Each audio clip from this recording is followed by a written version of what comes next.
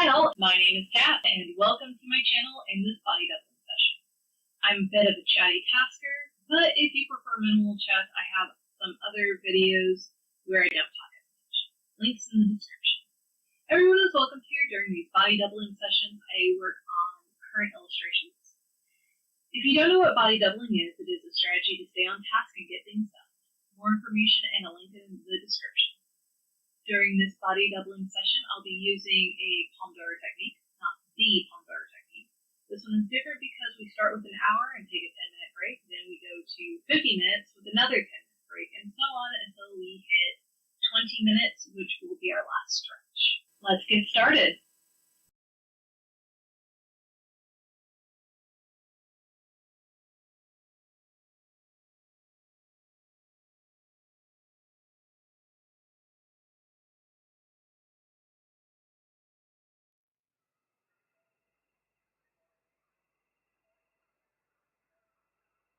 Hello, hello, hello.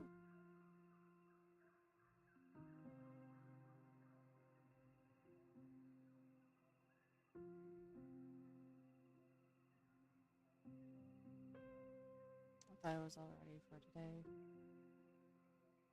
But I forgot two things. Oopsie.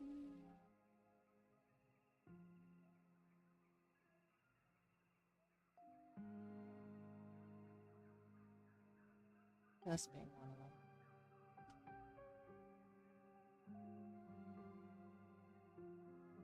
them. Woohoo! Yay! Okie dokie, Smokey.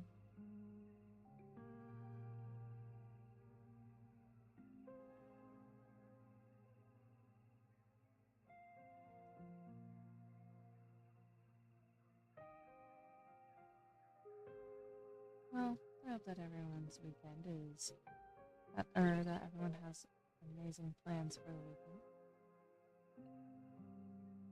We will be finishing this up today.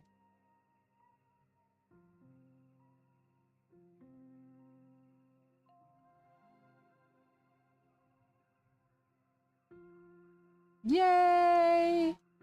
Fresh creating! Are you going to, have you looked into doing Gumroad or anything?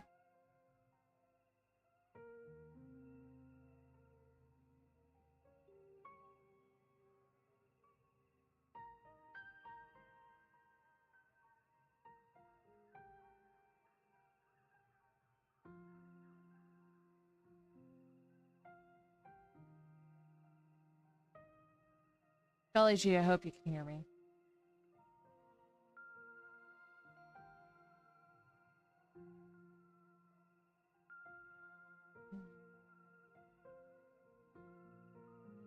Okay. Cool, cool.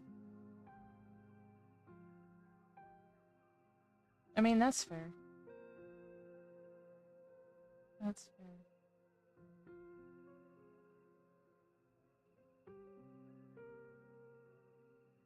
Right? Right?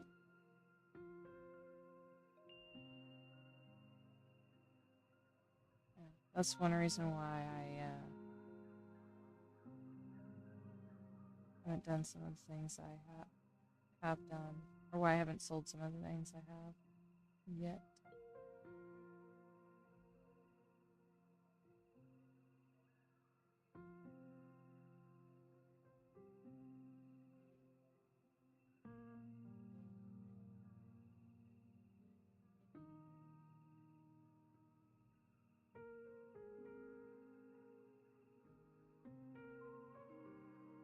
I definitely don't, to let you guys know, I definitely don't do,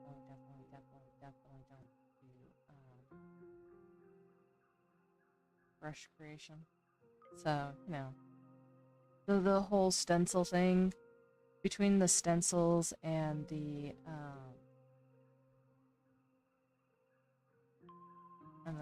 brush creation, yeah, I could totally see you selling those.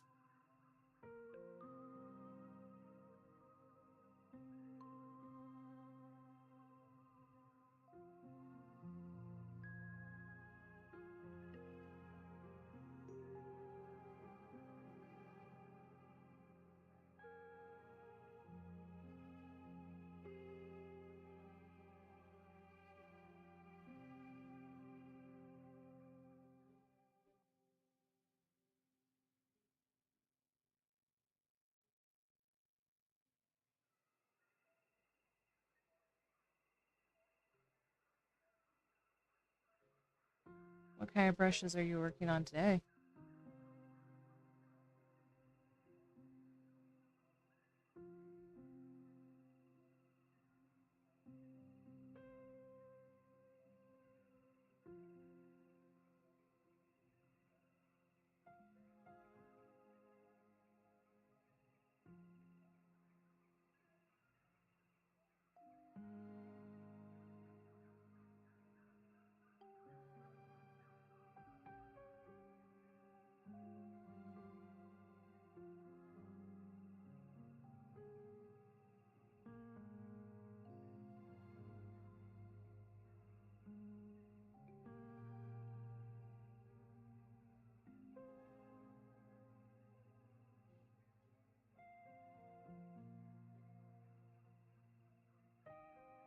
Hmm.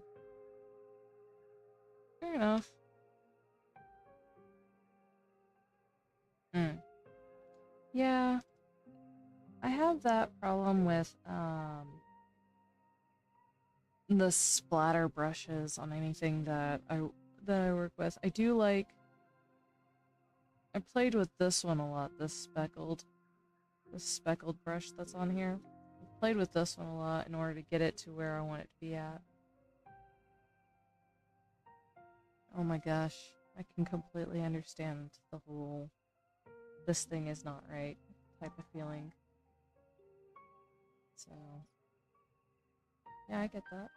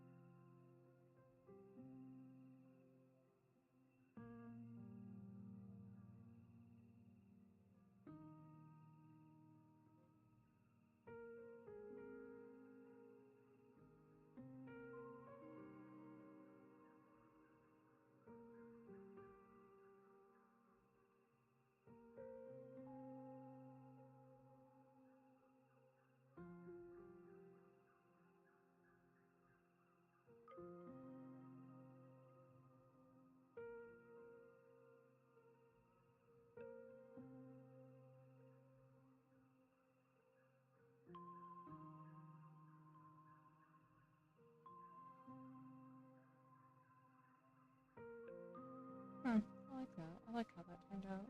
Okay.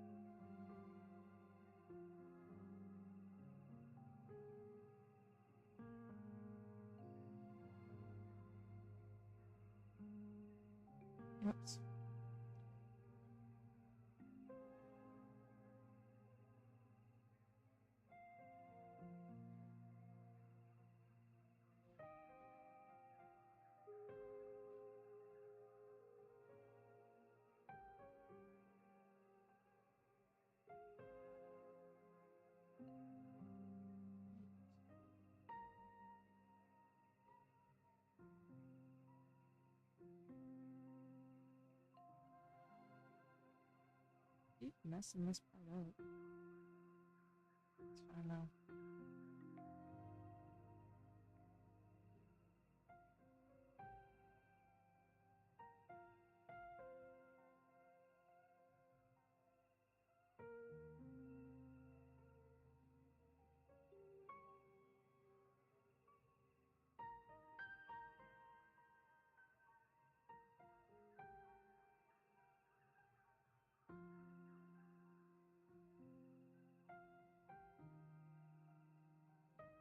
I'm going to check something real quick.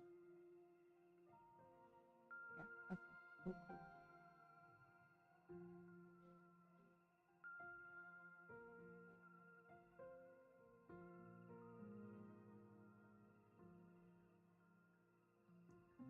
So just to let everyone know, I will be hopping off here as soon as I finish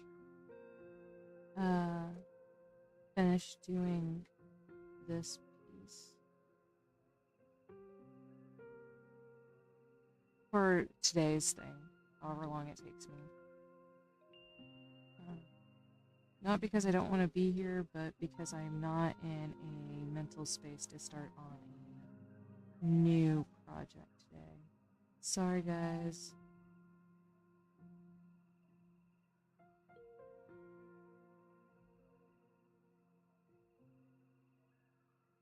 This week has been a slog trying to get through this one. And while I have deeply enjoyed it, it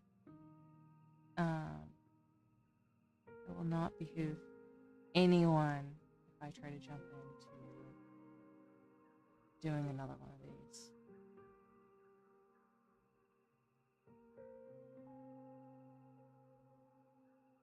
I do appreciate you guys joining me, and yeah, let's just enjoy the process today.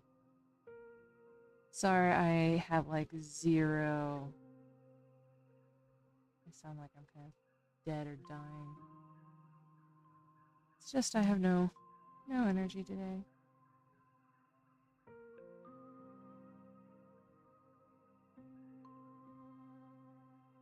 Exactly. I may pop up on the body doubling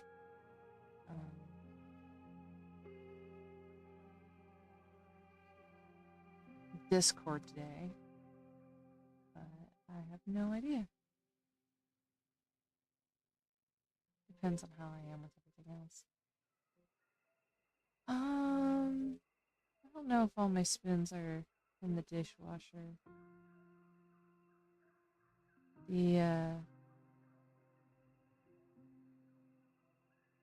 The conversation that we had after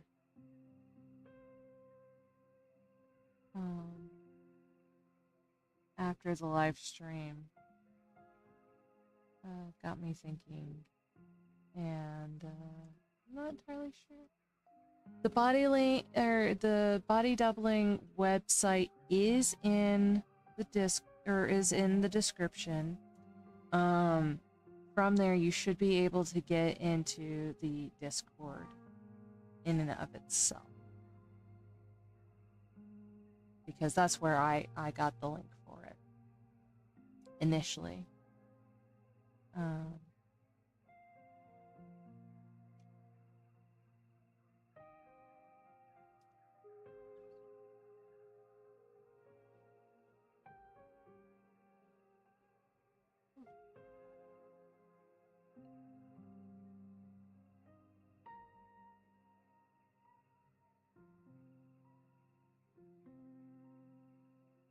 It's all good.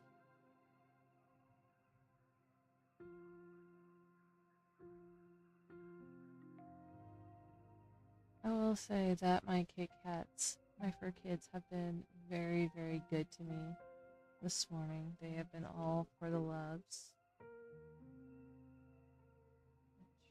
which, makes me super happy.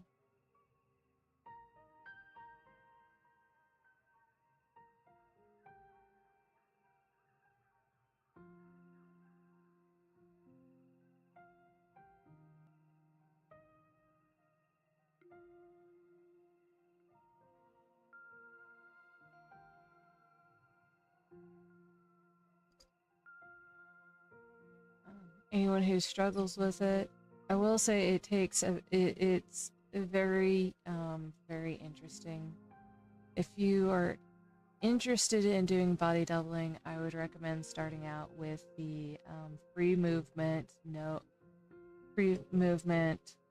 voice chat, which is kind of a misnomer because it is as while it is a voice chat, there is no voice. You can't go and talk in it. They do have a version. They do have a voice channel where you can, um, but they've got several different voice channels.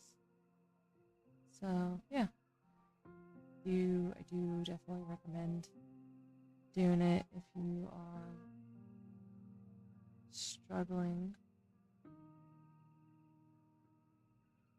So free movement voice channel is pretty much if you are if you need someone near you. I mean that's so here, let me go and kind of like pull up the voice channels to go and talk or to go and kind of go through them. So the free body movement is when you're pretty much on video. Some of these you don't have to be on video. Some of them, I mean, for most of them, you don't really have to be on video. You don't have to share your thing or anything. But it is where if you're doing like dishes or if you need help with dishes or anything, you can go in there, you can turn on a camera, and people expect you to be doing like physical activities. You don't have to do physical activities. But it is,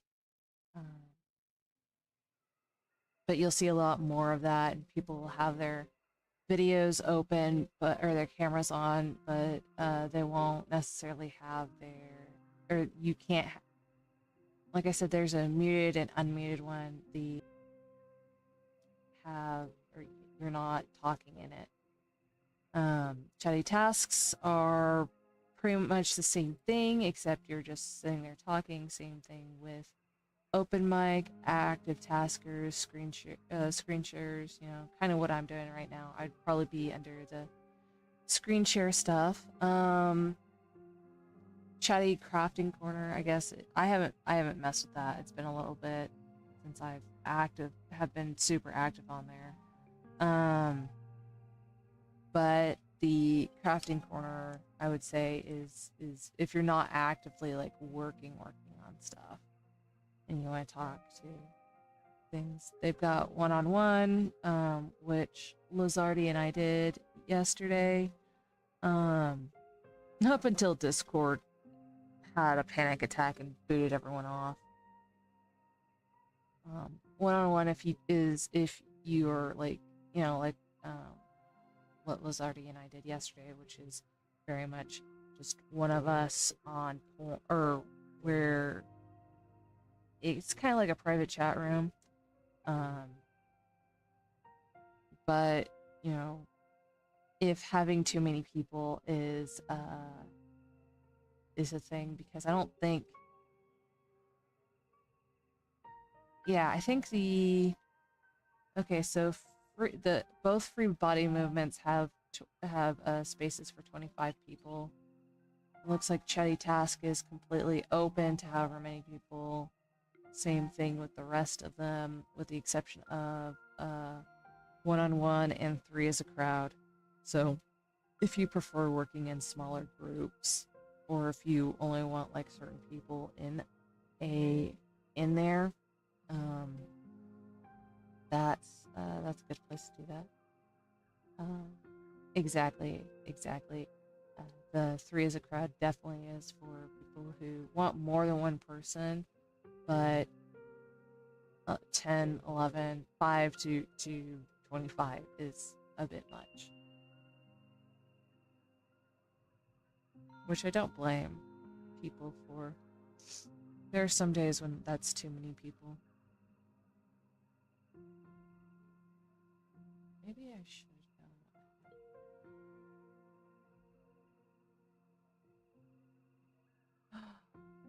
Shit, I did that on the wrong layer. Fuck. I think I did anyways. 97% sure that I did. Nope, I did it on the right layer. But yeah, so they take those into account. You don't really have to be super, you don't have to use everything that's on there. I'm kind of like super paranoid about some of the stuff that I do and get and work with because, you know, being a artist, I try to, even though I'm not like super like consistently getting some freelance gigs right now, I definitely try to go and keep practices if I were to, so that way I don't try and fall into bad habits, or so that and so then my God's bless. Oh, that's why. Okay, that makes sense. But I try not to go and fall into bad habits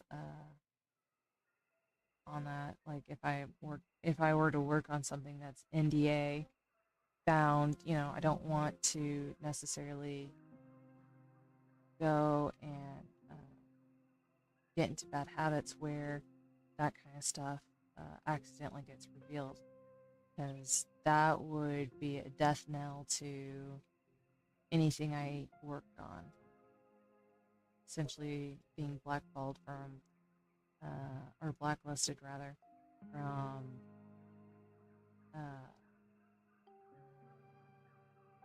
from any future work.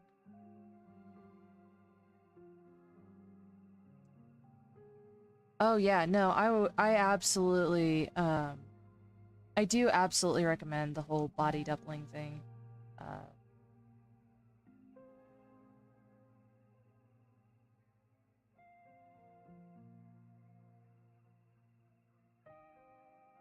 How long have I been muted?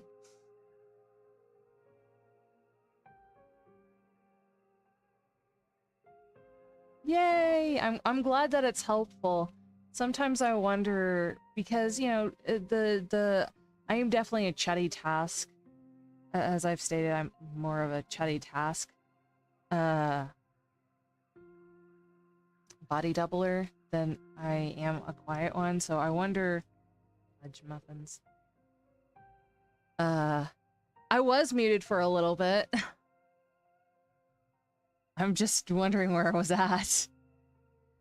Not muted now, no. No, I looked up and saw that I was muted and I was just like, oh no. For how long I've been muted for. But no, I do sometimes wonder if, like, my talking is too much. So...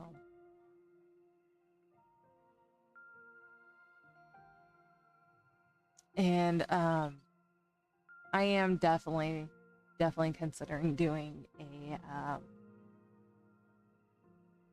a version of this where I'm not talking during it.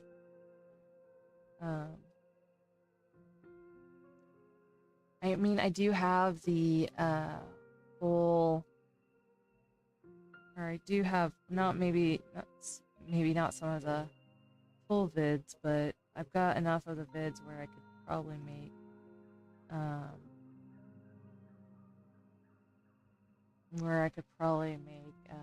body doubling with, you know, just sounds, or, you know, a focus session or something. I don't know. Maybe.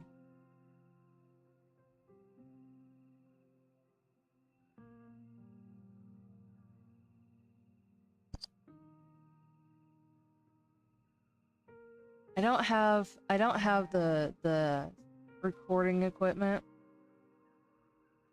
but I would not mind going and recording a Midwestern evening,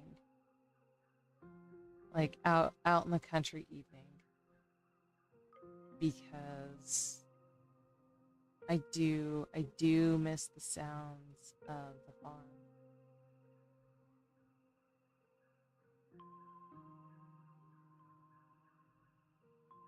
think I'm gonna clean up the lines now.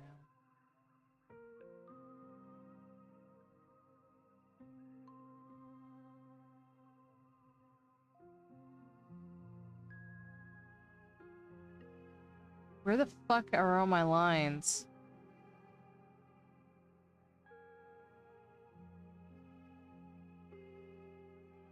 God's all bless. I put the lines in the wrong GD spot. Right? Yeah. I definitely do way more of the chatty ones. There are times when I'm pretty quiet. They're few and far between, but you know, even when you're not on here, I do, even whenever I don't have somebody to talk to, I do end up talking. And I don't know if I should blame, if I should go and put any blame on the fact that in all the, whenever they talk about doing streams in every like help thing, they're like, yeah, you need to go and have conversations and things like that. It's like, but I watch whenever I'm working. I bounce between chatty ones and quiet ones. Literally, when I was first like working on stuff, not like before I learned about body doubling. Before I learned about body doubling and all that kind of stuff, I listened to One Topic, One Fantastic Week. I started listening to The Click. I do listen to I'll listen to people who read Reddit.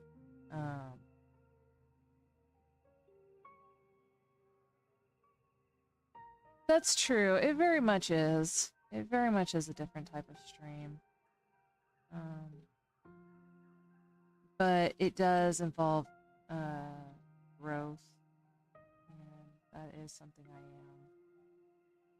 am wanting to do more of. Have channel growth. But right now that's not necessarily a thing. Maybe. So, one of the things that I have been having trouble with is deciding what to go and talk about on my stream. Well, not on my streams, but on my videos, since I do have the videos and everything, and I am recording these. Not like the full session or anything. I'm just video recording, doing this stuff. But I am recording my process and how that works and everything. So I've thought about maybe like, I've been trying to decide like what kind of things I want to talk about on my streams, and I really don't, or on my videos, not on my streams. My streams are very organic and is, you know, whatever. And I really haven't decided on what I want that to be like, and I don't necessarily want to go and be like, oh, hey, you need to go and, or this is how I go and do all my stuff, and this is how you need to go and do it. No.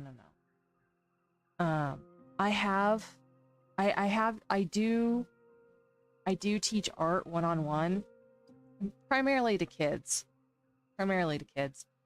because unfortunately, as an adulty adult, when it comes to teaching other adults, I unfortunately expect this kind of professionalism, and that's on mindset type thing, because I'm like, okay, you're wanting to go into this for like business or whatever. It's very hard for me to go and be like, okay, you're wanting to do this as a chillax thing, because this is something because I don't view it as a chillax, relax type thing. I view it as, okay, be like, maybe not so much the live streams. Yeah, that's true, but I prefer doing it like one-on-one because each kid wants to learn something different. And like,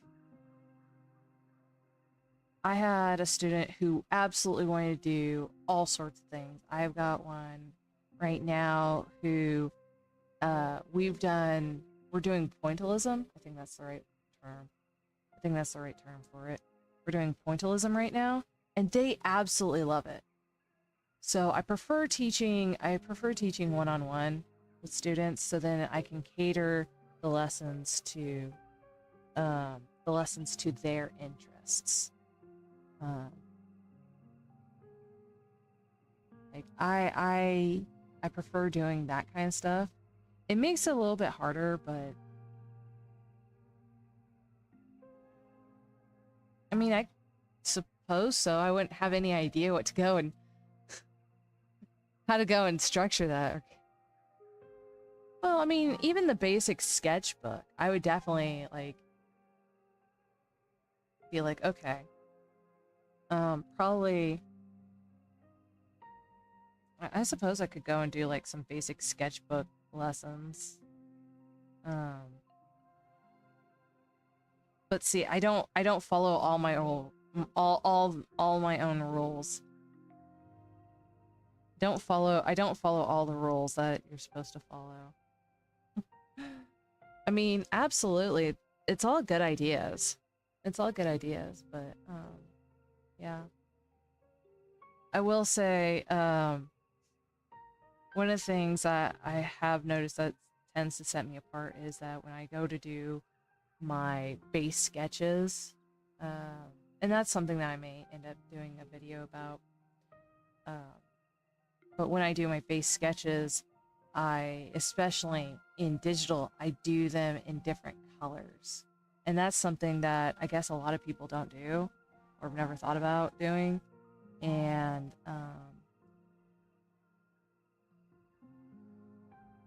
that requires research and fact-finding.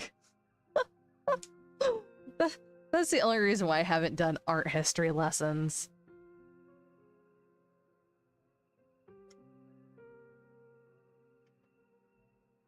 I was never very good at art history.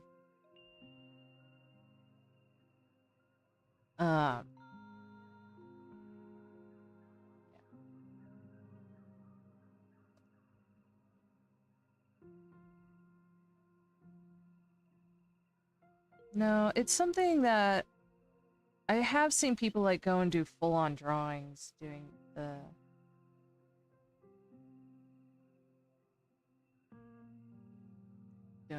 doing that. I suppose I could go and talk about that drawing or that using color to differentiate not only on the layers, but I will say that that is my only like true like organized thing that I have all across the board. Everything in my life is color coded.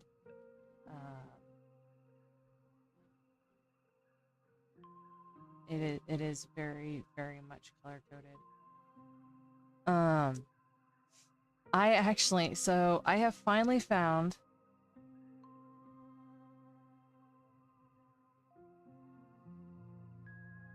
nice. So I have finally found a set of pens that I can use. Now, knock on wood, saying this may trigger the neurodivergent side that says, okay, now that we've talked about this, we can never do this again. But I have finally found a set of pens that I absolutely love and adore, and have used for 4 years now to go and color code my life. The only problem is that I can't buy individual replacements for all the colors for these, which really sucks. Man, the drama back in the Ancients were just ridiculous. Although, you know, one of the things that if you look in So I saw a post. Okay, I was never very good at history.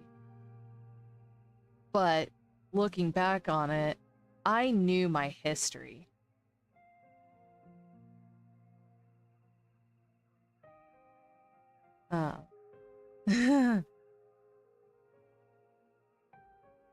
Yeah, yeah. Um,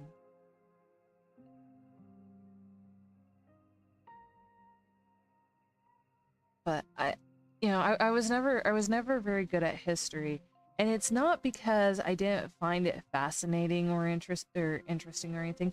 It was because everything relied solely on dates, and it's like, okay, in being neurodivergent, I was not the neurodivergent that was gifted with numbers. No, no, no. I'm the very much the other side of neurodivergent. Which is funny to say because I like math. I did not like math for a very, very long time. But the thing with that is that dates you have to memorize. With math, you remember the formulas. You can remember the formulas, but you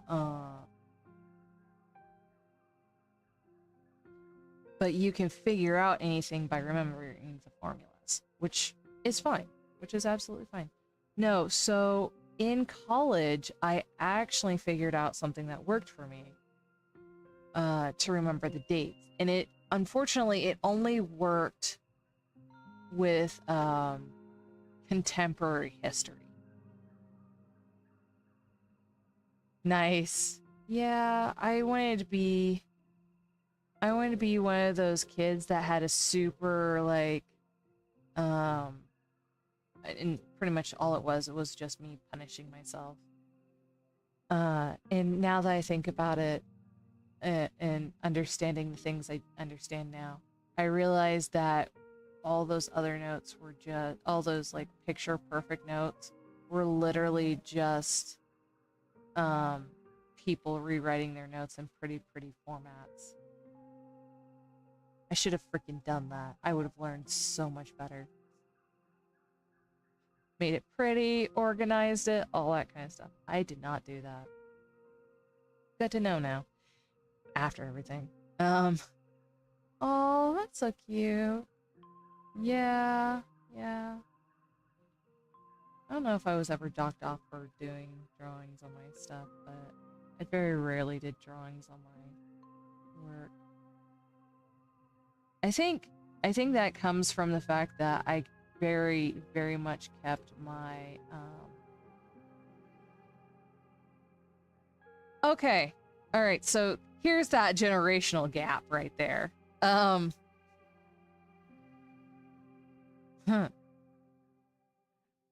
So, I did not learn shorthand in school. Actually, I don't know shorthand at all. And I've got a story about it. I did not know that shorthand existed. Alright? I was volunteering, this was back in high school, I was volunteering at the school library, right? And I don't know if it was a teacher or if they were a teacher aide. Dude, that's awesome. That's awesome. Yeah, my school was a little bit too podunk for that. But back in high school, so I'm volunteering at the library, and I don't remember if they were a teacher's aide or if they were a staff or something. Anyways, yeah, my handwriting is like a combination between cursive and print, and it very, very much is disconcerting for me to try and read my handwriting even 6 months later. Like, okay, what did I write here? Because I can barely read my own handwriting. Usually I have to be in the mindset that I was whenever I was writing it in order for me to remember what it is. So I was doing my volunteer stuff, sitting at the oh my god, that's so cool. That's so cool. I really hope that my art teacher is doing my public school art teacher is doing well. I learned so much from her. Anyways, the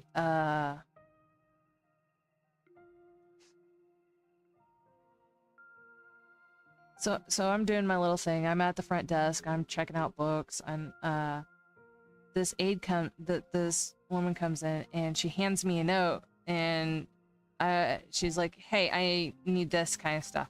I'm like, "What is this?" All I see is a bunch of scrawl on this paper and I'm like, "What is this?" She's like, "It's shorthand." I'm like, I don't understand what shorthand is. It was the first time that like I had heard it, but I thought it was like just abbreviations and things like that. I didn't know it was like an actual like written language. And I still kind of like halfway believed it and thought that they were just kind of like, okay, it's whatever.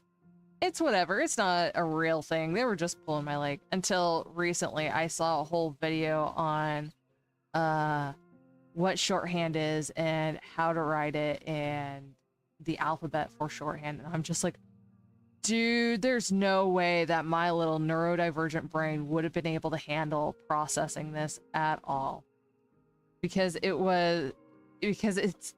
looks a lot like Russian cursive.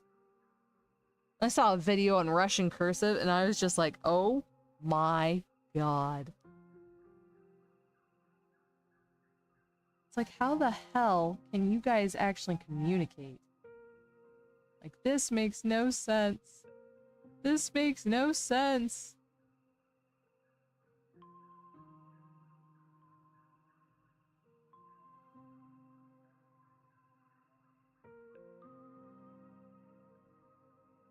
So yeah, that is my shorthand.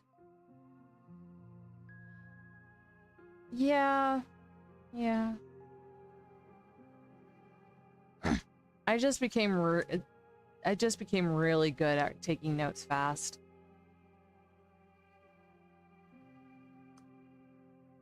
I remember being in my elementary school and taking notes, and I was having a hard time keeping up with it because I needed to be able to see what I was writing, and I needed to go and look up at the board, and I couldn't do it fast enough. I could not do it. And I would look around and I'd be like, how the hell is everyone doing this? How are they able to write without looking at their paper? Because I would see my classmates go and be writing and looking at the board, and I couldn't understand it. I didn't understand how they were able to do it. And I still will have trouble with that. I actually, not will, I still have trouble with that. Like, I can do short stints, but if it's something that requires a lot of focus or trying to make sure that what I want to make sure that the wording that I use is right, I will stare at my paper while I'm writing it and focusing on what I'm trying to put down. So it is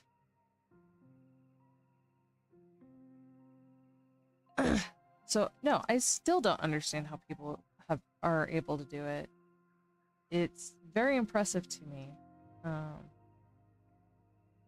But I definitely missed out on a lot of like points and things like that because my notes were so bad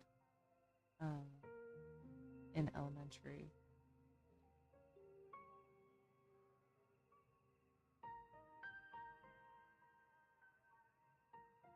But, you know, 20 years later, thinking about it now, the only reason why people had really, really nice notes is because they sat there and rewrote the notes afterwards. And it's like, oh, yeah, that would be a major reason as to why people had really pretty notes.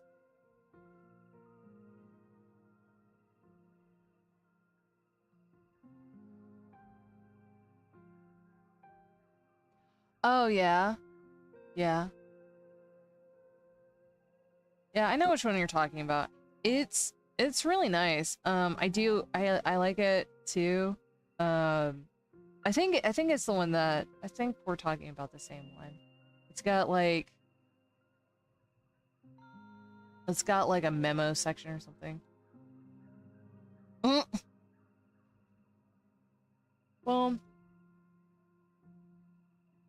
you know, to be fair, you are within that age range that I do feel like you might be in that age range where they were transitioning, kind of like cursive these days. You you said that your little one was steno. I'm gonna look that up because I am not sure. And as we know, I am full of lies and falsehoods. Yeah, when I was first diagnosed for neurodivergency,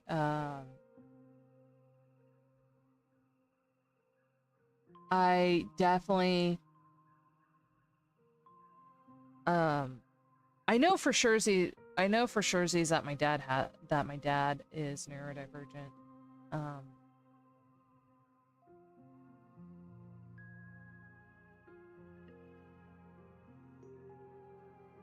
Okay. I didn't know that was that. Huh. That is not the same thing I was thinking of.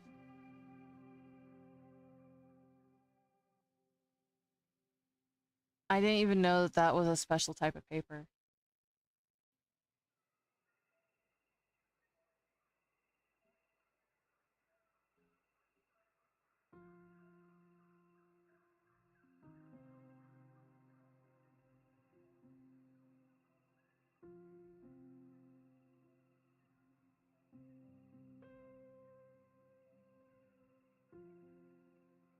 Dude,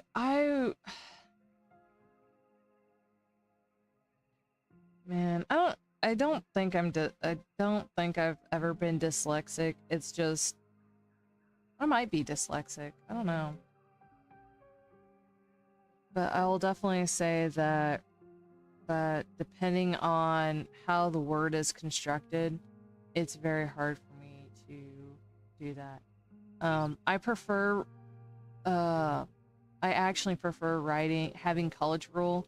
I absolutely hate wide rule paper because I have this terrible habit. And I know where it started and why it started. It started whenever I was learning how to write. But I have this terrible habit of filling the lines up on the page, you know, where the lines are and everything. I have a really bad habit of that. Now, granted, I have worked very, very hard not to fill up the entire space of the lines. And I shouldn't say it's a terrible habit. I don't like it, but like I said, it's not. Like I said, I shouldn't call it a terrible habit. And the reason it started is because when you first learn to write, you learn to write going from the bottom of the bar to the top of the bar. And depending on what letter you're learning from. And, you know, I never quite grew out of that. Also, like, back in the day, like, writing was so hard for me. I was never happy with how I wrote. I'm happier now because I'm able to do what I want, you know. I'm happier now with how I write, but when I was a kid, oh my god, I absolutely hated my writing. Because it wasn't like the alphabets that you saw, it wasn't straight. It wasn't straight lines. I had, so if I didn't have note paper, they would give us, or if we didn't have like um, lined paper, we had to write on printer paper. Well, I couldn't write in a straight line to save my life. My stuff would end up being as curved as anything.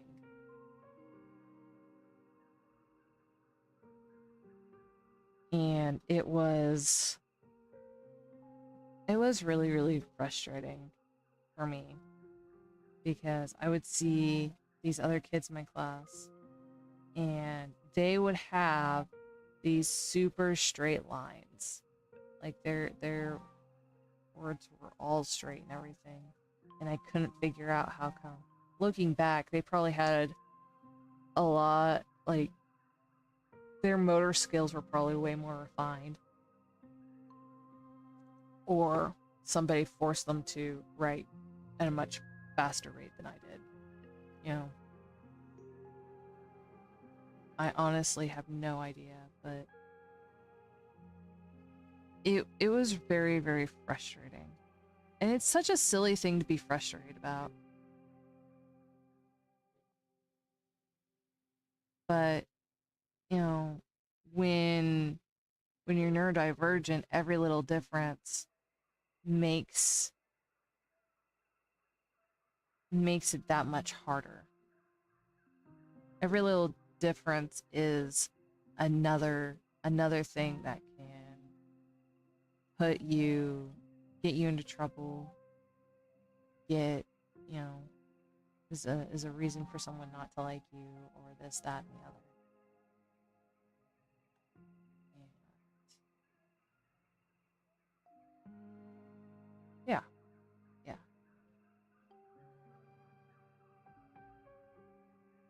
And I was not well liked at my school. Which seems to be a theme in my life, but that's, at this point, it is what it is.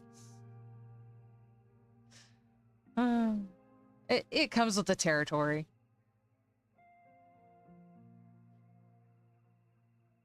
Difficulty making friends is, I think, one of the symptoms of being neurodivergent, which is often classified as being antisocial, which are two vastly different things. People who are neurodivergent are not antisocial. Oh, right, I was telling how how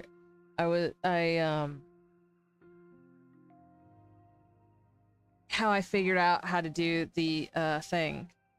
So, the only reason why this worked for the how I was finally able to remember the dates. One,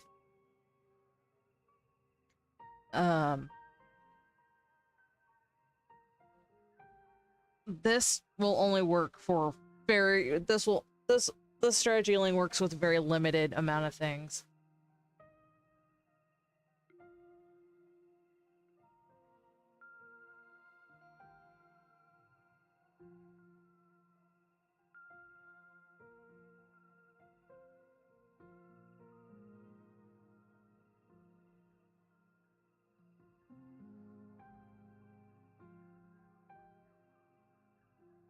Yeah. Yeah. Things were better whenever I moved schools. I didn't have to feel like I needed to keep my interests a secret.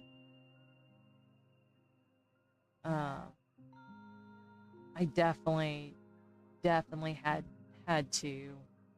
I definitely felt the need to at the private school. Not that I was particularly good at it. I really wasn't.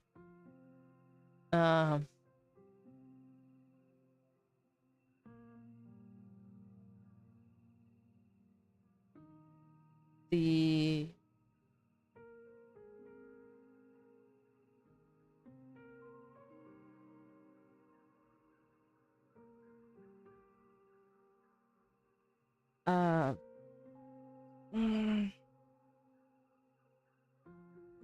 But as for the remembering of the dates thing, I am, and like I said, this only works with contemporary history.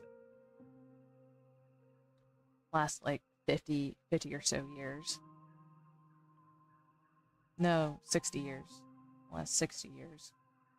I'm a massive Doctor Who fan. And so during college, I became a really, really big Doctor Who fan. And I knew roughly the dates for each Doctor. And I was like, you know what? I'm taking contemporary art history. I have a fudge factor. Each one of these doctors are within that fudge factor. I can go, or each one of these actors are within this fudge factor. So I can assign these works to different doctors, and it was only like 3 or 4 doctors for each section that we covered. And so I would have those, I would write them up at the top of my test and their date ranges, and then I would remember what date range each of those pieces were by which actor was the doctor then. My art history, that particular teacher, she was British, so she's like, I told her I finally figured out a way to do it, and she's like, I feel like that's a lot of extra work. I'm like, but it works. That's the important part. It was the only time that I'd ever had done well on remembering dates. Because, you know, I've been to a lot of the national parks, go to as many national parks as you can right now, memorial sites, whatever, because things are, go and support them. They are amazing places. They do a lot of activities and outreaches, and they are amazing. And the people, the park rangers who work there, oh my god, are they amazing. I've had such, yeah.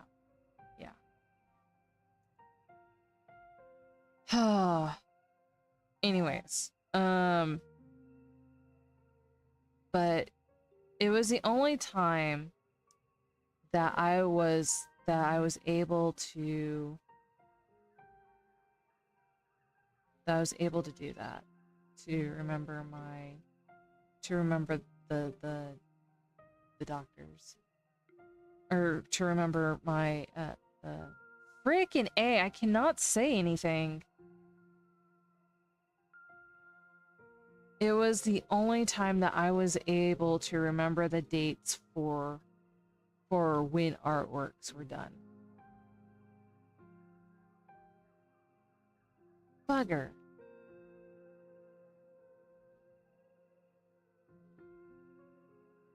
Alright, well that sucks.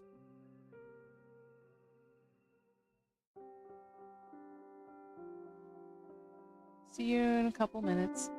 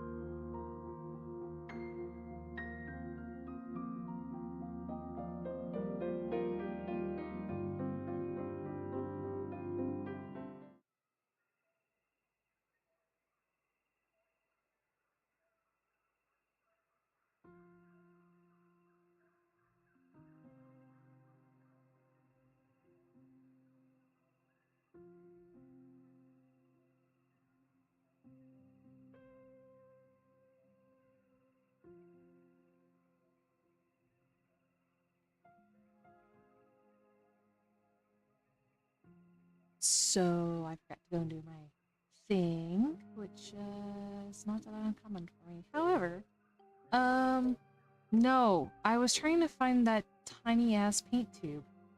I found my regular paint tubes.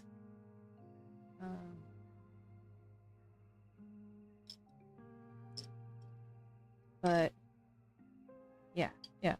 So where is it?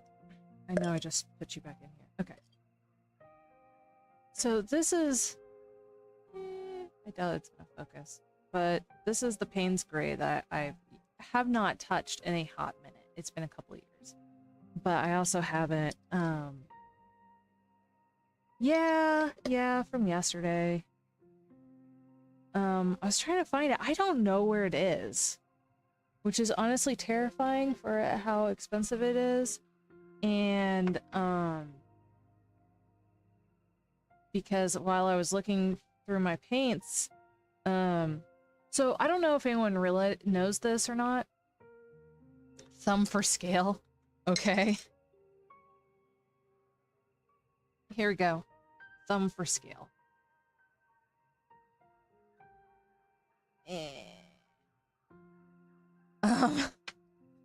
So, I don't know how many people know this. I actually did learn it from, I did learn it from James Gurney, but for watercolors, you're actually supposed to have them, or it's best if you have them inside of a jar. So then they don't dry out or anything. Actually, give me 1 second. I may have not looked at one of my other jars real quick.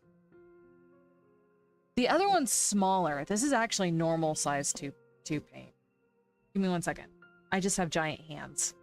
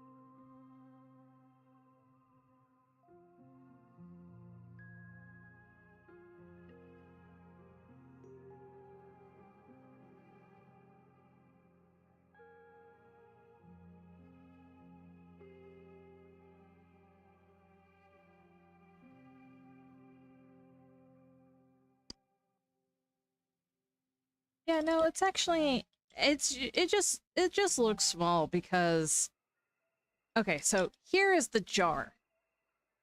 Here's the jar of paints. All right.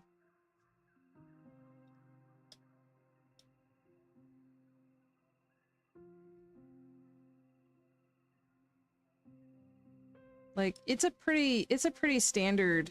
What is it? 15 milliliters. It's a 15 milliliter tube of paint. So not all that small. But yeah, apparently you're supposed to go and put your watercolor tubes inside of jars so then they don't dry out. Which is really nice if you have them in tubes. Yeah. Yep. Also,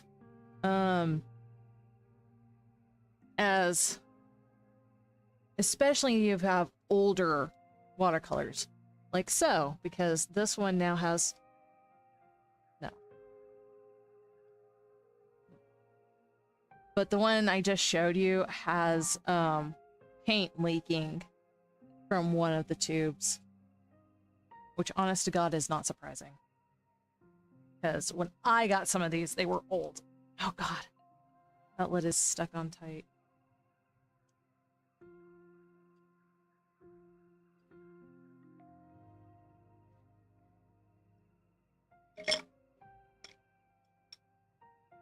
And I really have no idea where that stupid tube of paint is. I know it's so silly to go and be like, paint, paint, paint, where's the paint? I mean, artists understand. We all understand, right? Right? We all understand?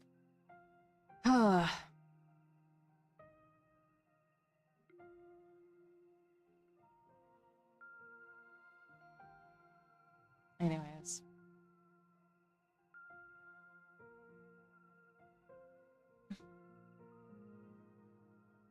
Your nose has some stuff on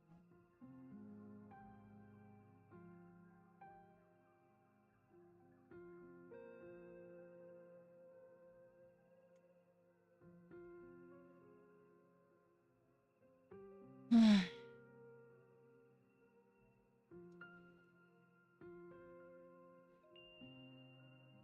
But yeah, it does things in twofold. One, it prevents the paint from drying out, and it prevents it from leaking everywhere. It doesn't dry out. You know?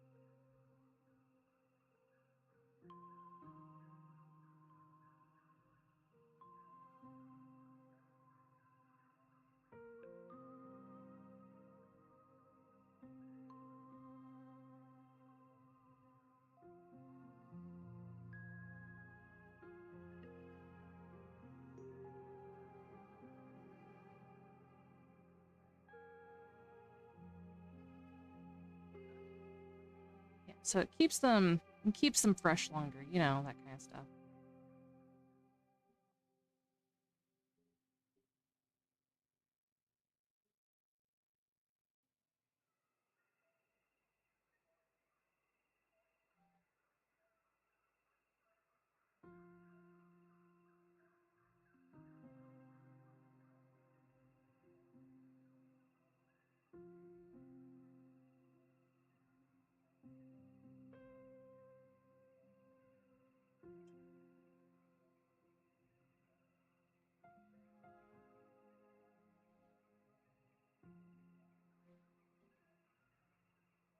For anyone out there who does traditional painting.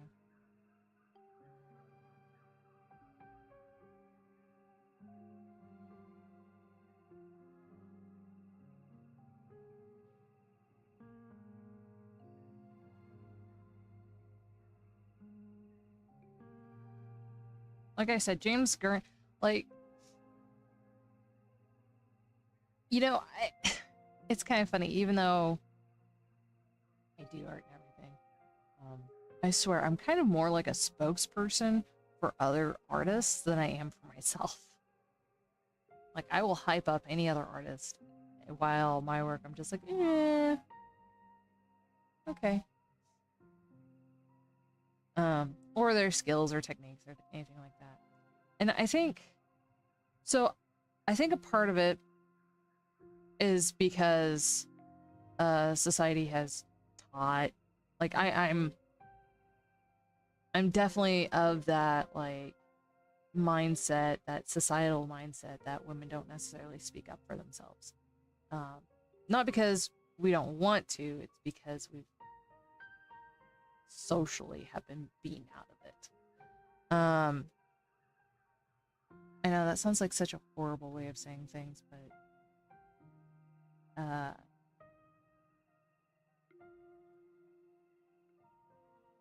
cat being a weirdo. But part of it is that, and I know I have a point here, and I'm trying to figure out what it was. I lost it because I got distracted. Yeah. So part of it is that, you know, the societal thing, and part of it is because, you know, we weren't, you know, one of the things. Okay, so nobody likes somebody who brags all the time, right? Right. Being neurodivergent is really hard because concepts like bragging is hard to identify. If you ask me, it's hard to identify. Like what is the difference between bragging and what is the difference between bragging and you know, talking about your accomplishments? Because to me they're the same thing. And like how much can you talk about yourself, or how do you talk about yourself in which is a way, in a way that is not bragging but yet still informing? And there's that. There's also, like, whenever you do stuff like the like I was talking about the how I do the colors or whenever I do the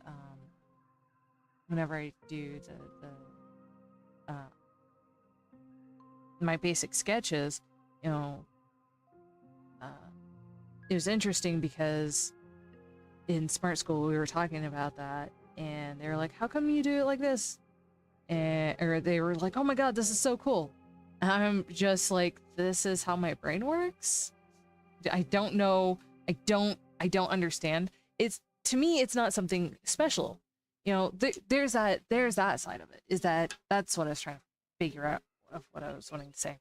Is that it's not, how do you figure out what to talk about yourself with? Like, where's the line up for bragging, and what things do you talk about yourself? Because what's special to you may not be special to someone else.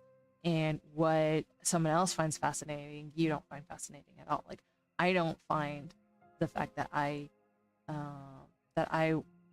do my stuff in different colors fascinating at all.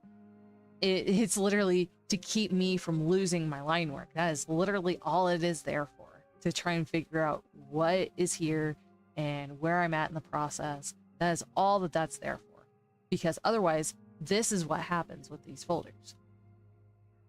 Is that if I don't have it... Now, of course, it's different in traditional because you can actually see the layers that you're working on. Which I know sounds really weird, but you can certainly see what layers you're working on, or what was at what layer, and go back to that. You know, that's one of those things. So,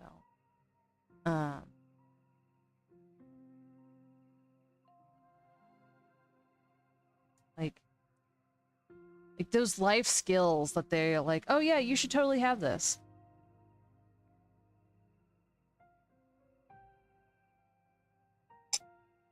Right? Right.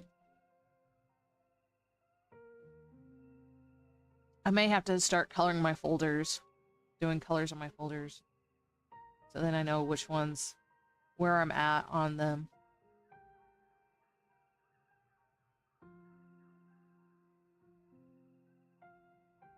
Actually, you know what? That's what I could do. Do it like this. Yeah. Yeah, that's actually where I got started with that. Is I'd seen a thing on Lord of the Rings. I don't remember if they were doing concept work or what, but they're the two artists that were, I guess they were concept artists. The two artists that were working on the Lord of the Rings movies, one of them was working in red and the other one was working in blue, and I found that immensely fascinating. And that's where I started at, is that, and I also saw a classmate of mine go and use the Prismacolor erasable color pencils. I have some. I don't like them as much as using the bugger. What is it? Using the mechanical pencils. But it doesn't work as well in traditional work as it does in digital.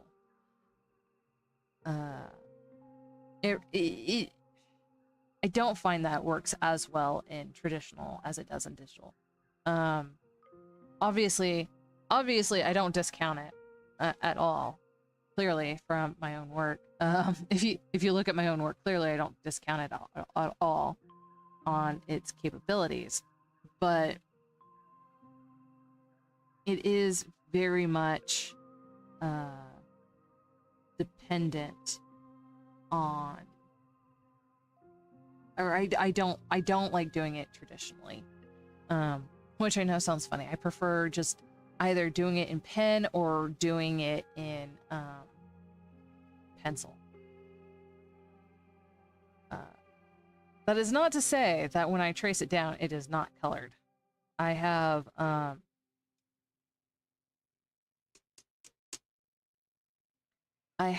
transfer paper that is red, so that way I can work on any surface, except, of course, for red. I think I've got some black transfer paper, too.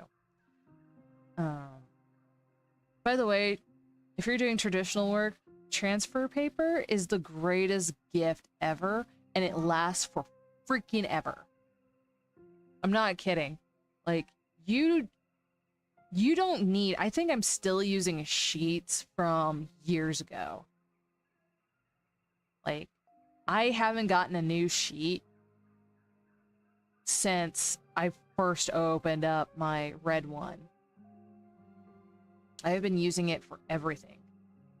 Doesn't matter what you're transferring it on. I use it for freaking everything. So yeah, seriously, transfer sheets, greatest thing ever. Or greatest gift ever for a traditional artist. If you are hesitant about it, I'm sorry. I will say that the only downside, oh, that's the wrong one. The only downside, that does make life so much easier being able to see that now. Oh my gosh. Why did I not do this before?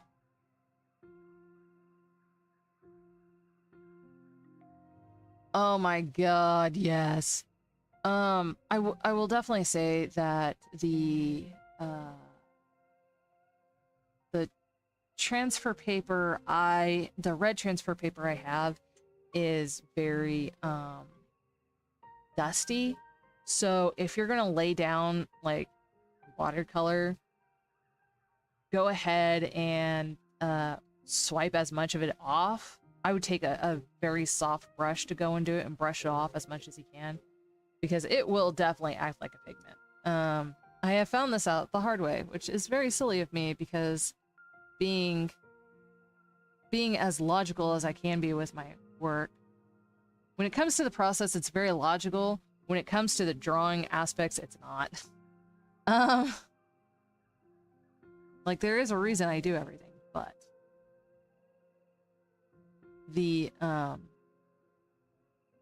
but yeah, it's definitely a thing.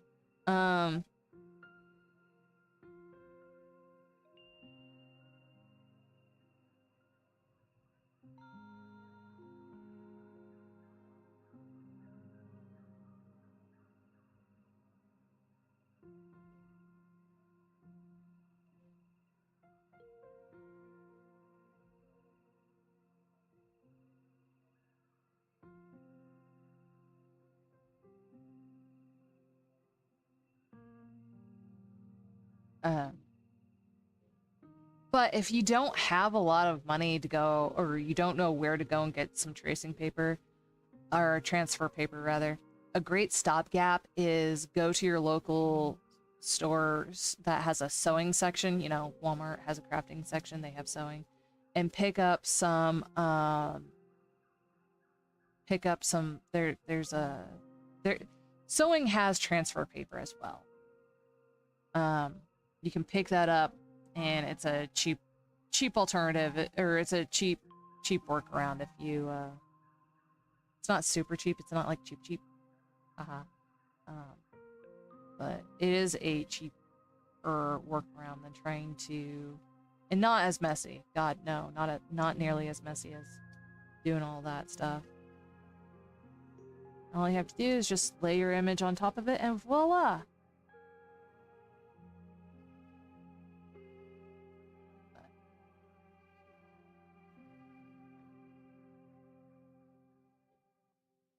Yes, sewing does have tracing paper to it, and I don't know how many people here sew. I am not a sewing guru. I've done a lot of it, and I've done a lot of really dumb different ones. And when I say dumb, I mean it was way more work than I was expecting, but I absolutely loved it.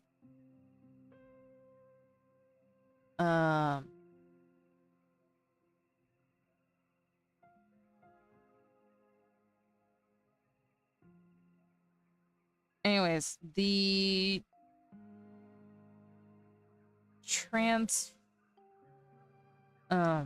when you so sometimes, and this is especially with women's clothing, there are these things called darts that whenever you're following a pattern, there's these things called darts. Not all darts are to the edges of your piece or whatever. Sometimes they're in the middle. But what they are is to help shape your clothes, and you so then you can go and find them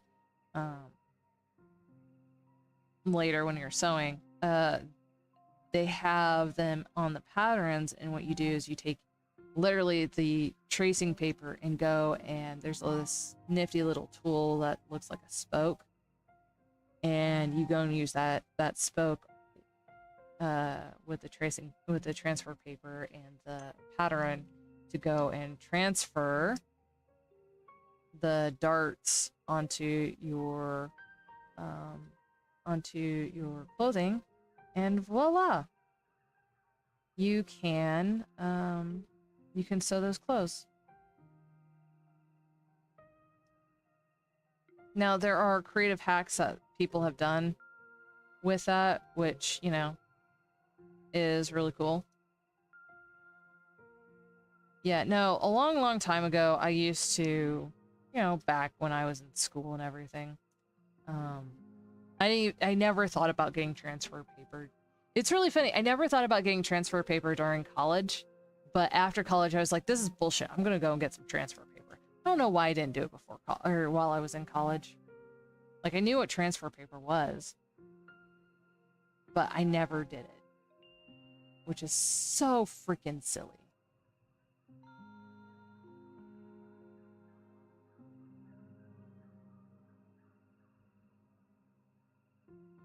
I don't know why I am.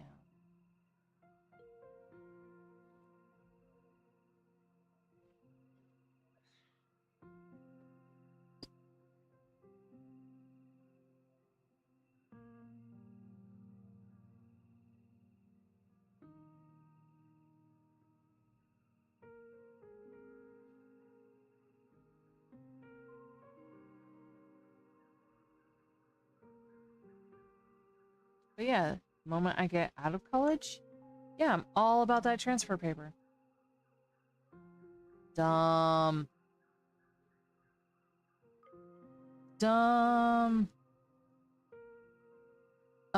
I do. Last time I checked, Hobby Lobby had both black and white transfer paper. It's okay. It doesn't smear as easily, but you kind of have to press down a little bit harder. Can't do light lines on it, so it, like I said, it does make life a bit difficult.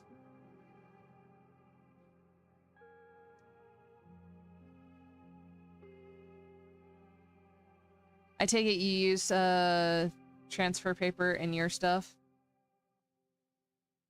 You understand the great joys of the transfer paper? Do you? Do, do, do you wish to know all that there is to know of the transfer paper? I'm being dumb before anyone goes and tries to say anything. I'm just being dumb.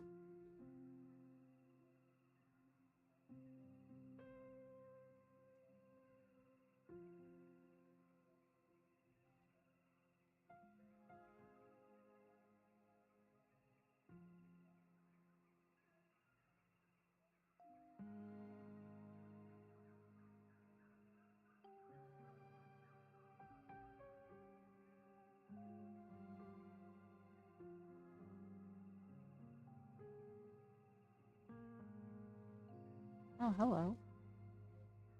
You look like you're gonna be fun. Let's see what we can do with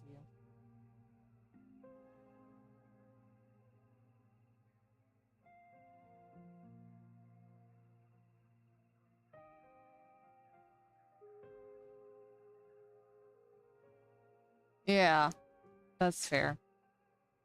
How much do you use your transfer paper? Like, literally, unless it's either bigger or smaller than what you need. Sometimes that's a major contributing factor. Like, legit, if you're...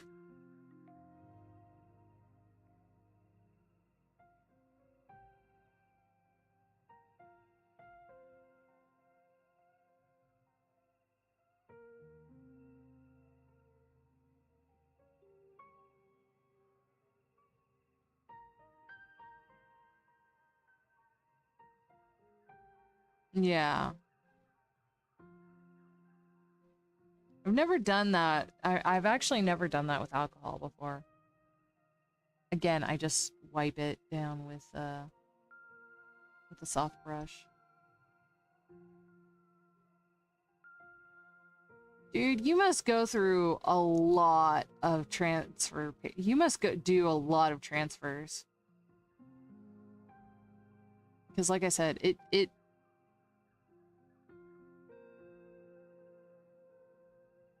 I mean, that's fair. That's fair, but there's also a tool for a job. And not that I am encouraging anyone to go and buy Hobby Lobby, because they used to be a really, really good art store, art supply shop. But they have stopped carrying, they've, I mean, that's fair. That's very fair. But Hobby Lobby used to be a really good art store. And I'm not saying that they're not good now, but they used to carry quality brands. And quality art brands. And now they're just like, oh, we're just going to do everything in-house. And, well, kudos for them being ballsy enough for that. It's okay.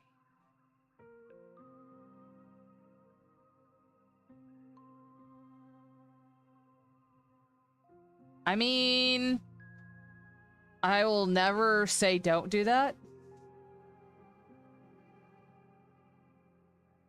You know what do I want? Let's see what it looks like.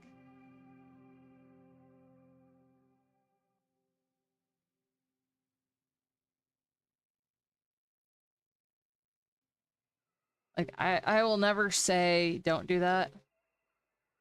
but at the same time, I mean, it's definitely a whole hell of a lot darker.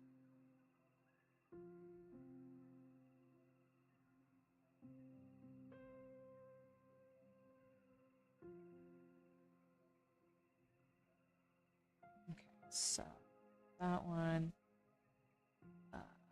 we are going to erase all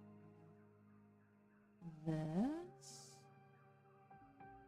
Actually, you know what? Let's go and undo that. And then combine them and do it again, so that way all of that stuff is solid.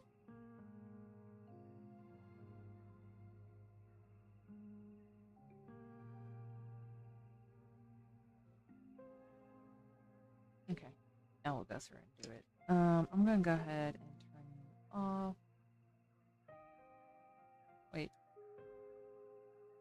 That wasn't the one that I wanted to do. Anyways, oh my god. Yeah.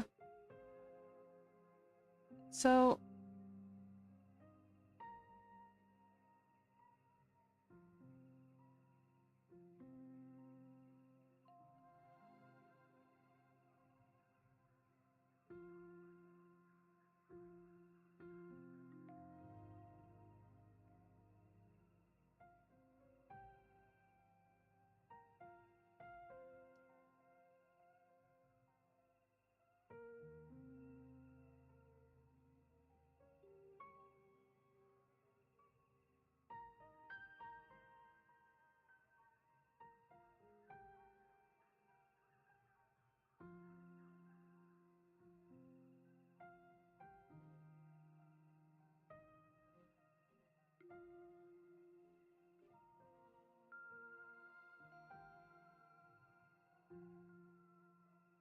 Okay, I think I can handle that.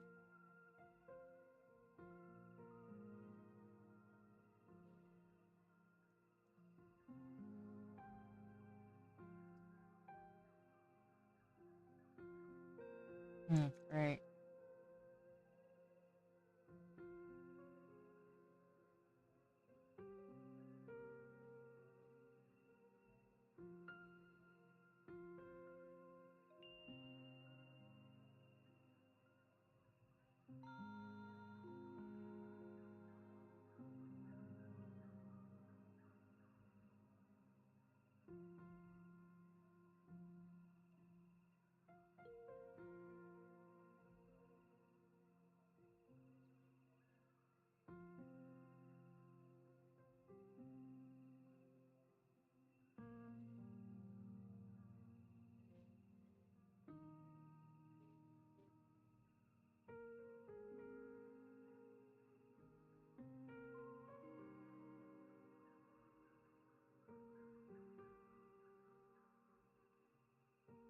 But, like, their paintbrushes have been amazing. It's just that their supplies, they're limiting it down to their brand only. And there is a massive quality difference between their brand and the other stuff. So it's been very unfortunate. Okay, so currently we only have two art stores. I suppose three, because Joann's, but Joann's getting ready to close. And nobody ever really went there. Well, they were like 3 times as expensive as everyone else. But we used to have a local art store, and I think I've talked about this. But we used to have a local art store, and they closed down. So we were left with the big box stores. And Michael's is the only... I don't approve of Michael's because they have because they have been using AI generated stuff in their things, which is incredibly disrespectful for some place that is supposed to be actually, yeah. You know what? Let me go and triple check that, because recently I learned that some of the things I thought were fact checked were not fact checked. So let me go and double check that. But one thing I can definitely say about freaking Hobby Lobby is that I walked in there fairly recently and they were selling 3D printed objects. And I'm just sitting there like, are you shitting me? You're a freaking store. You can buy actual things. You can, like, I'm sorry, big box stores, unless you are buying the raw materials for it, you should not be having 3D printed objects on your shelf. What the frick?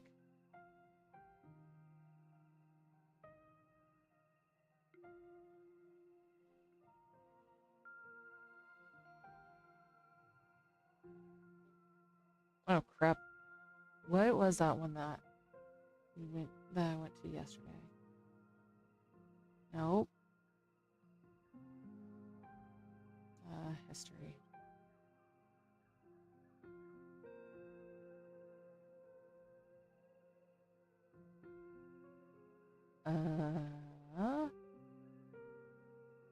Okay, here it is. That's what it is. Okay, oh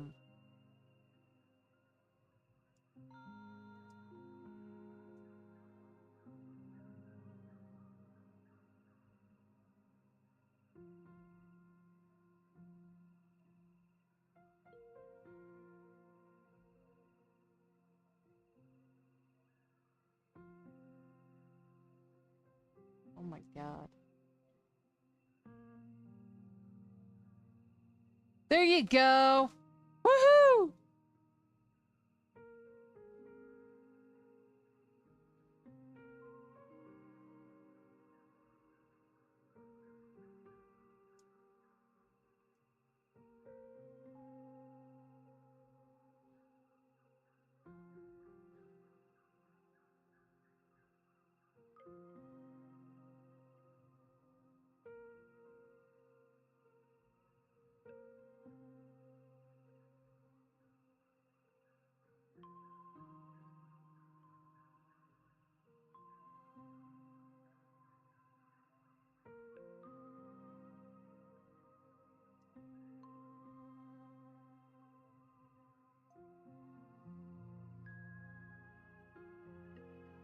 So here's the thing, is that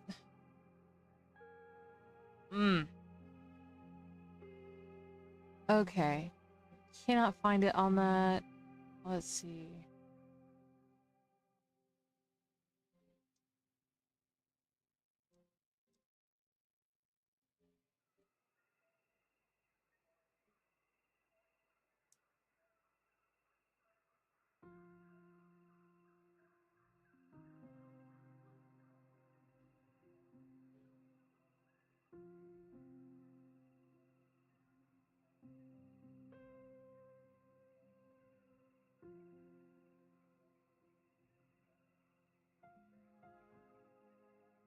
Okay, yeah, no. Michael's definitely was selling AI generated stuff. I don't know if they fixed that now.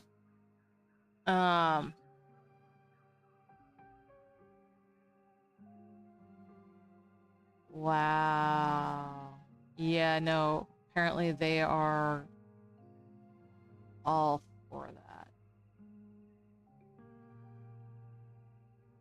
That's such horseshit. Anyways, oh, that's interesting.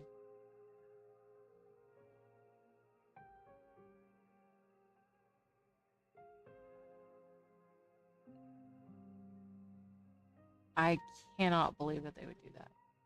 Oh, good.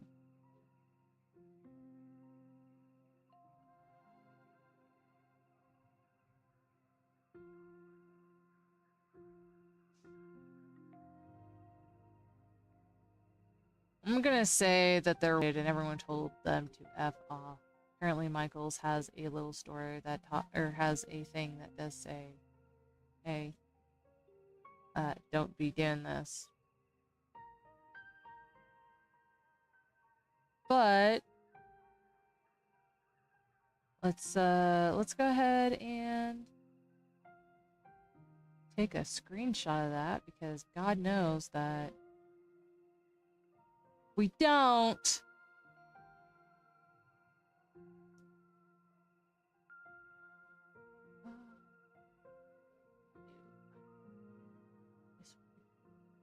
Yay.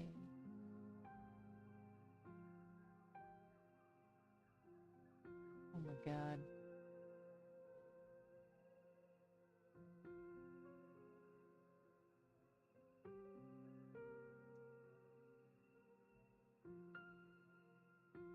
Anyways, sorry about that. The thing is that I know I'm beating a dead horse with a stick, but the thing about it is that it's not productive.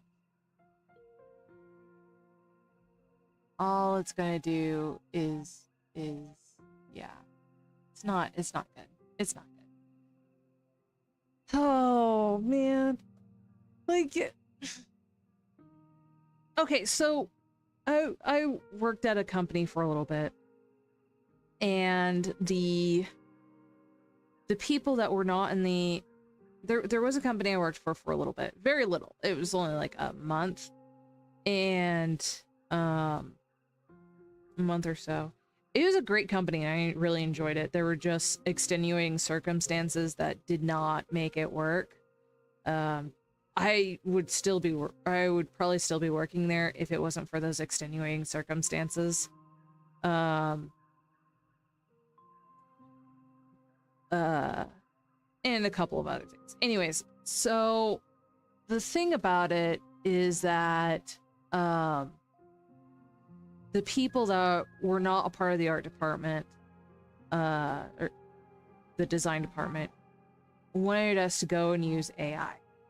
And AI is, if you've got a solid idea base, it's, you know, it's not very useful. It can give you like the basic shapes and whatever, but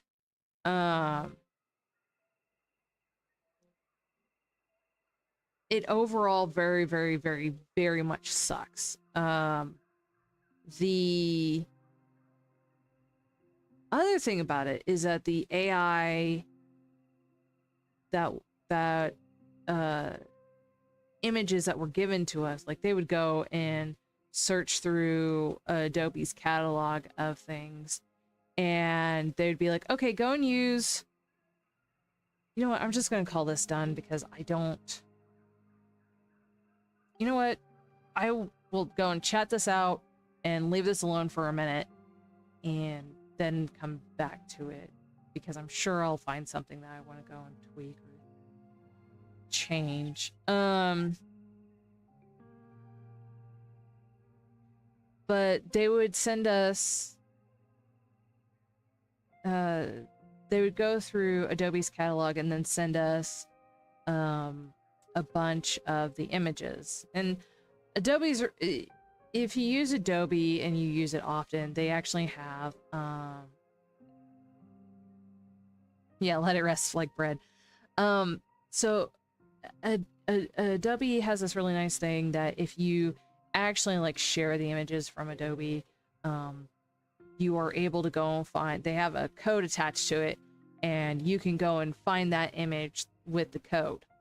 Well, that was easy enough, except whenever we downloaded the actual like full-scale image, the problem is that many of them were AI generated, and we would have to go in and fix the things that the AI generation did. Because when the people are creating them, they just are like, okay, that looks good, and they don't go back in to actually fix it to create a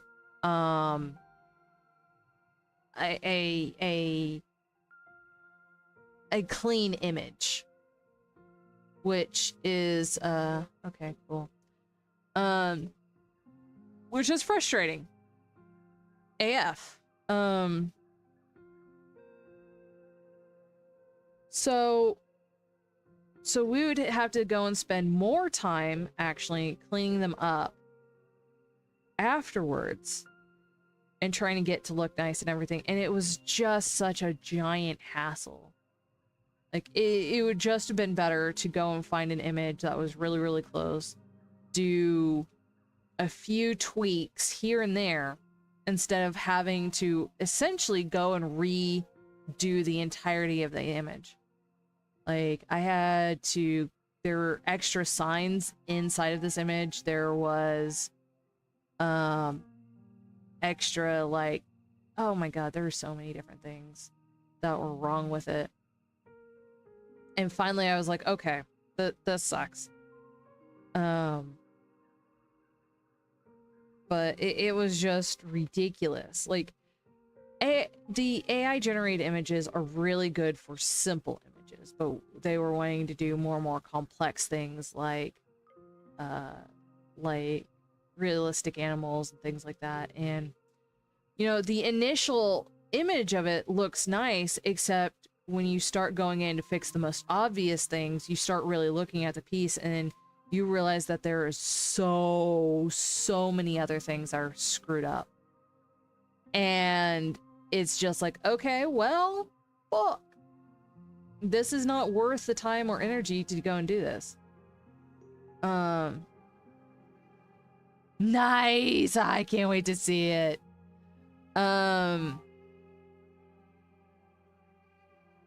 The thing about it is that it's good for geometric images, but it's okay. Let me go and put it this way. It's great for vector images because it's all math. It's all math, and you can easily, for the most part, you can easily clean those up because it's just a few points here and there, and you don't have to worry about it being, you know, overly like, oh hey, go and change that, or how it's going to end up looking. When it's a painterly image, it's so much worse. It's so much worse. Now, you can go and do some really nice pieces with it, but it's horrifying. It really is. I don't recommend it. I really don't. And anyone who is a fan of AI, please, please, please, please, please, please, please, please, please, please, please, okay, so like I say, AI is good for the things that it is built for. AI is not built for creating images. It uses up, here's the thing, doing generated work uses up far more energy than it does if you were using it to generate spreadsheets, anything that has a simplified numeric value. Art is not a simplified numeric value. It looks like it is, but it's not. It, by all means, is not at all. And that's the crazy thing. That's the crazy thing, is that if you on a subconscious level, at a very, very subconscious level, your initial reaction is going to be, oh, that looks cool. But if you buy something that is AI art, your initial reaction is going to be, yeah, that's super cool. But over time, it's going to bother the shit out of you, and you're not going to know why, because, and this is for the layman. This is for people who are not artists. You're not going to know why initially until you start staring at it. And it will bother the shit out of you until you start staring at it, and then you'll start seeing the things that you cannot unsee.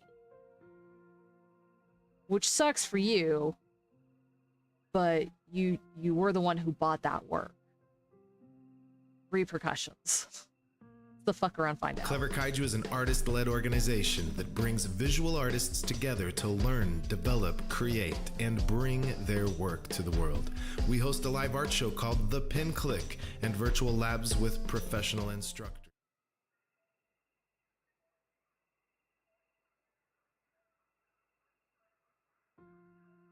Clever Kaiju is an artist-led organization that brings visual artists together to learn, develop, create, and bring their work to the world. We host a live art show called The Pin Click and virtual labs with professional instructors. Check out our webcomics, online store, event schedule, and Discord community at cleverkaiju.com. That's Kaiju, cleverkaiju.com.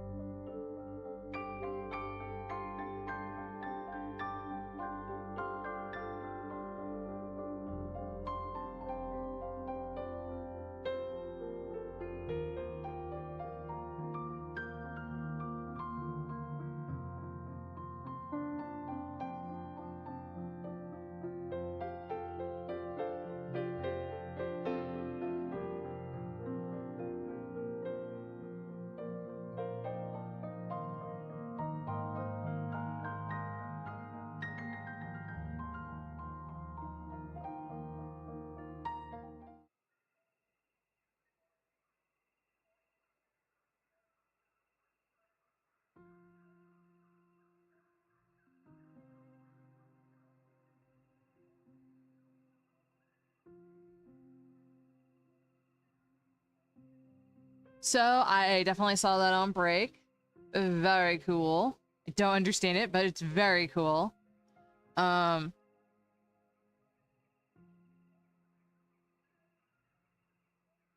Sorry that I don't understand it.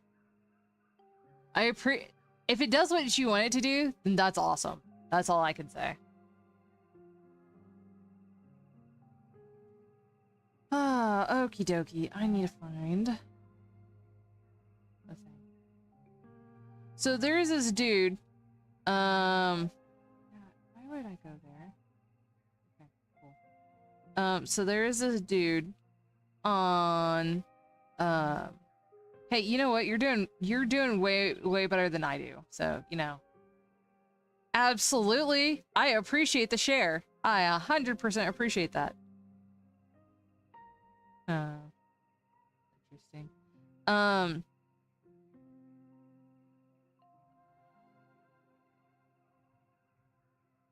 The fuck is that at?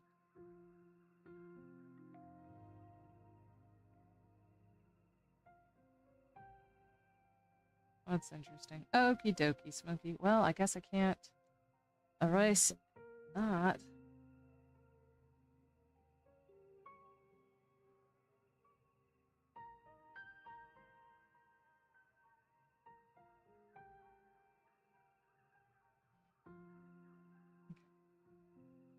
Anyways,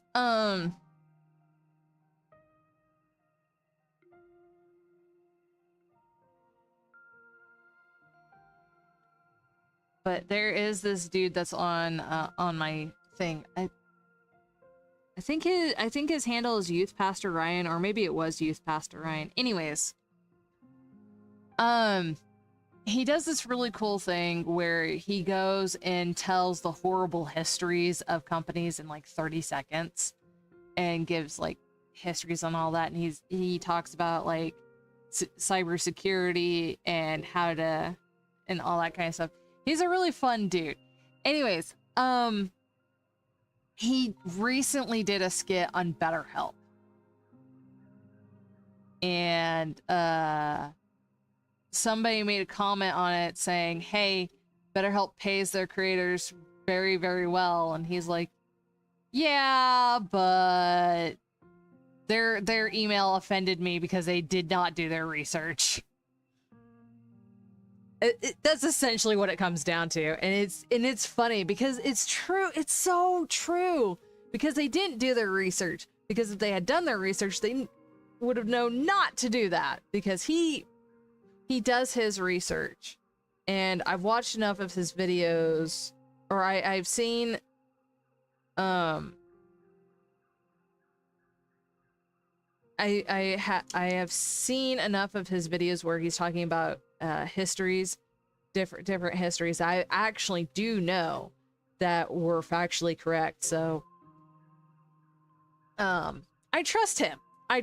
So, you know, it's like historically and factually correct. And I was just like, yep, this dude passes the vibe check. But yeah, no, I like full on will admit when, okay, I'm not very good at saying that I'm wrong. I'll 100% say that. But I have gotten better at it. Like, I know that there are times when I'm wrong. It's not just because somebody told me I'm wrong. It's because there's something about it that doesn't quite ring true. But I also understand that at times, there are times where I will say something and I believe it's factually correct. But and I have gotten better at this. Initially, I wasn't. I've got a good friend who's like, hey, you know this isn't factually correct. Like, yes, it is. Show me the proof. And inevitably, they're like 100% correct all of the time. It's really freaking annoying. They aren't 100% correct all the time. There have been times where they've said something, I'm like, dude, that's not right. And we go back and forth on this. And I was like, look, I've already been there. I know this isn't correct because of this. These are very few and far between. So, but it's all right. I have gotten much better at handling the I am not always correct thing because, you know, I'm human. I'm not correct all the time. Nobody can be, and anyone who claims that they are lying. You can be correct 99.9999% of the time, but you cannot be correct 100% of the time. See? I'm trying to be better at this. But I do like what you're going for with it. I definitely like the colors. Were the colors also for your brush? Did you pick the colors also from your reference image? Because that like burgundy was really, really nice. I do like that burgundy. I think. God's bless. Where the frick is that line?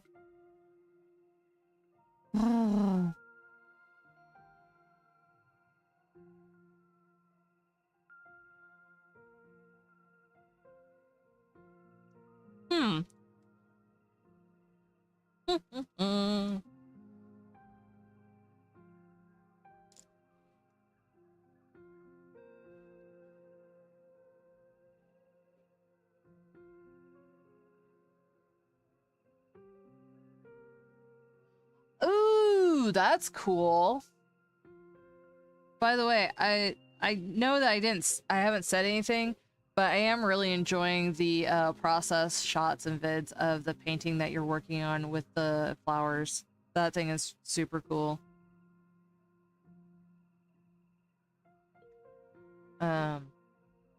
Feel free to share it on, like, link me or something on my Insta or something. Oh, nice! Yeah, like, I freaking love Liquitex as an acrylic. It's super nice. And you don't, like, 90% of them, you don't have to worry about, the fastness, light fastness for it. Speaking of light fastness, recently, I don't know how I ended up getting the vids, but I did, and that's neither here nor there, and I deeply enjoy them anyways.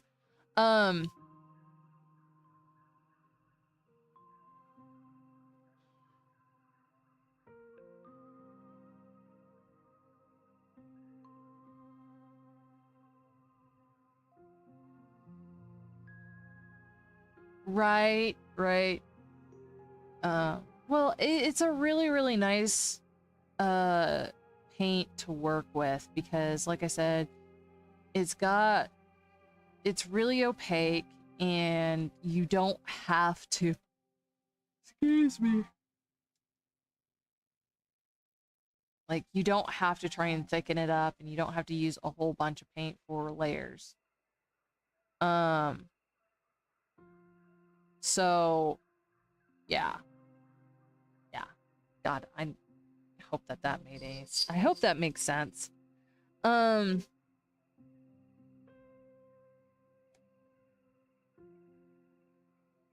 there's a few other brands out there for acrylics that I understand that people do that with. That's not what I said, jerk. But Liquitex is definitely like one of the like better mid-range ones.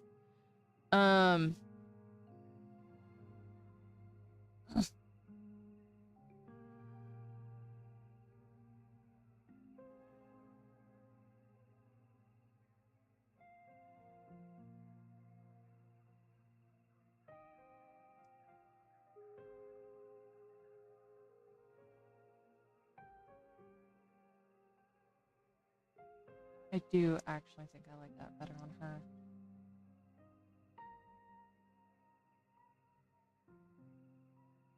God, it's all bless. Of course it's like that. Freaking cannot make my life easy, can I?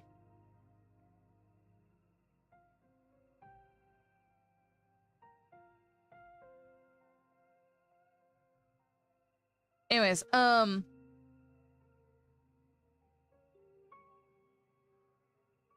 yeah, I definitely know I was gonna go somewhere with this.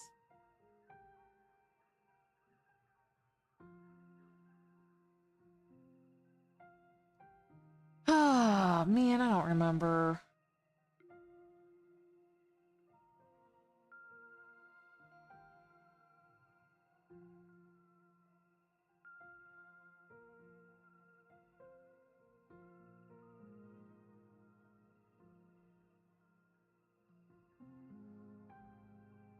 Is it bad that I want to just go and scrap all of this and start over? But okay, I do and I don't. I do and I don't.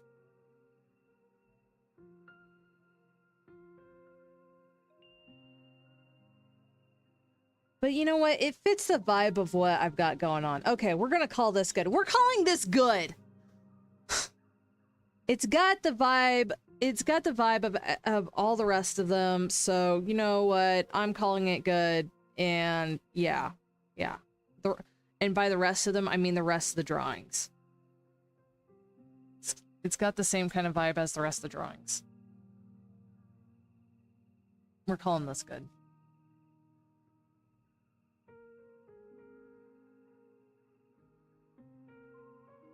I don't know what you're lolling about.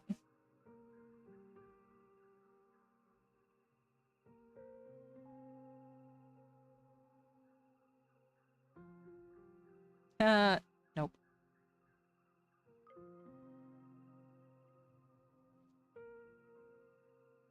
There we go.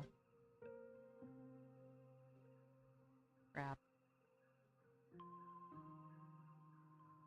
Keep hitting. Right, right. Man, that's like... That's the thing about being an artist is and somebody mentioned this, it was the greatest skill you can learn as an artist is knowing when to stop. I haven't quite mastered that one yet.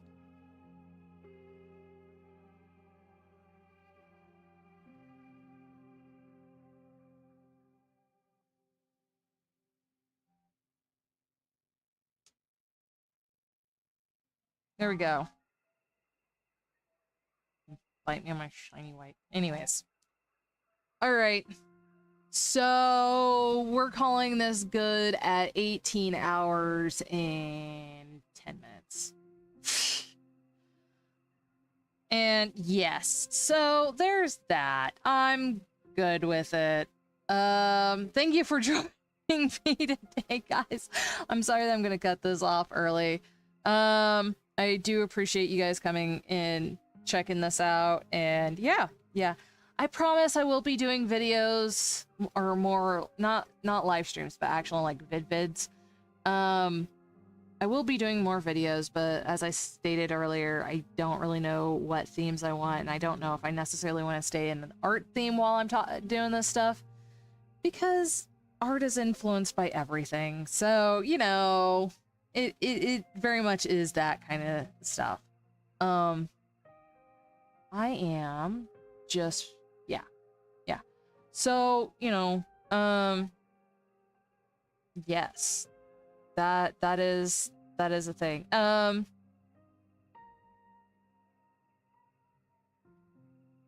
But God's bless.